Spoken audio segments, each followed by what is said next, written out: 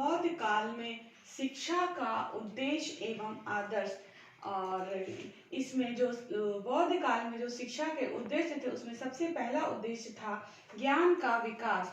तो भगवान बुद्ध ने कहा कि संसार के समस्त दुखों का कारण अज्ञान है और इसकी निर्वाण की प्राप्ति ही सच्चा ज्ञान माना।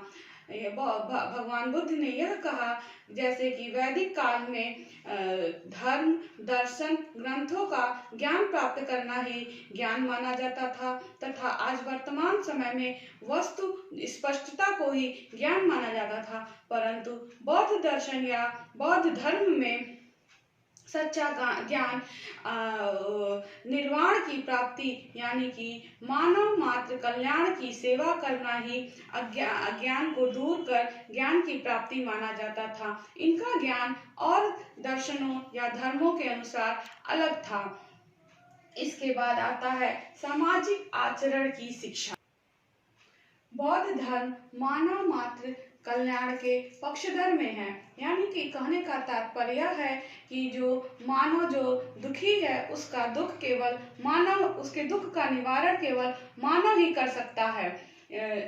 यदि मानव एक करुणा और दया मानव के अंदर नहीं रहेगा तो वह निर्वाण की प्राप्ति नहीं कर सकेगा। और वो यही मानता था कि सामाजिक आचरण की शिक्षा यानी कि जो भगवान बुद्ध ने अपने 4 आर्य सत्यों को बताया, जिसमें दुख का कारण, दुख निवारण और दुख निवारण के मार्ग, इन मार्गों को अपनाने के लिए, इनको दूर करने के लिए मानव जो है मानव मात्र की सेवा करके ही इन दुखों से मुक्ति प्राप्त कर मोक्ष की प्राप्ति कर सकता था। इसके बाद बौद्ध शिक्षा के जो तीसरा उद्देश्य या आदर्श था मानव संस्कृति का संरक्षण एवं विकास। इसमें केवल मठों और विहारों में केवल बौद्ध शिक्षा ही नहीं बल्कि वैदिक शिक्षा, जैन शिक्षा और अन्य शिक्षाओं को भी बच्चों को बताया जाता था, जिससे उनकी संस्कृति का संरक्षण हो। बौद्ध भिक्षुओं ने बहुत से ऐसे जो वैदिक ग्रंथ थे उनका अनुवाद कर पाली भाषा में उनका संरक्षण किया।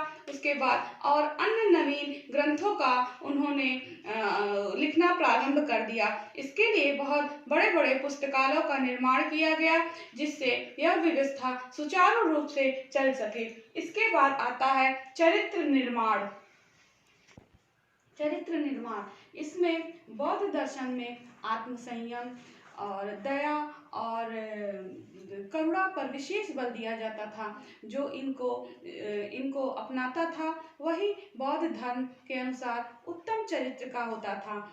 जब बौद्ध धर्म में बच्चे अपना शिक्षा आरंभ करते थे मठों और विहारों में, तो उन्हें सड़ई तरई से प्रारंभ किया जाता था और 10 नियमों का पालन करना होता था, जिसमें बच्चों को सादा जीवन व्यतीत करना, सादे वस्त्र पहनना, नृत्य संगीत आदि का मनोरंजन नहीं करना आदि इस तरह के 10 कठोर नियम थे, जिनका पालन कर बालक जो है उत्तम चरित्र का निर्माण करता था। इसके बाद आता है कला कौशल एवं व्यवसायों की शिक्षा। बौद्ध धर्म मनुष्य को संसार से विमुख होने का उपदेश नहीं देता, बल्कि संसार में इस जीवन में रहकर अपने दुखों को दूर करने के बारे में उपाय बताता है, जिसमें सबसे बड़ी भूख की दुख बहुत मानव की सबसे बड़ी दुख होती है।